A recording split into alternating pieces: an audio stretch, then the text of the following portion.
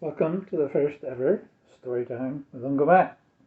Today we will talk very briefly about the basics of fiber optics.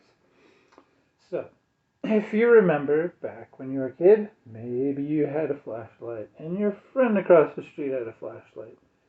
And you decided, because of course when we grew up there were no such things as cell phones, so you wanted to communicate with your friend. Well, how would you do it?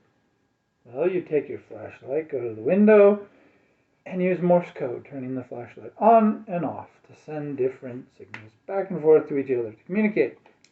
So, fiber optics work similarly, where you have your sender, which is sending light, and you have some sort of receiver that is picking up that light. And basically what you're doing is there's a bunch of math behind this, and people who do this are the ones who earn the big bucks because they come up with very efficient ways to convert data into ones and zeros.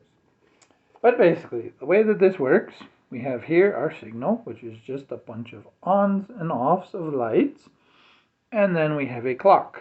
And what you typically do is, whenever the clock hits the high point, you decide, okay, is the light on or is it off? If the light is on, it's a 1. If the light is off, it's a 0. And based upon the length of being on or off, you determine if you have multiple 1s and 0s or just 1. And I forgot, this is actually wrong. There should be a 1.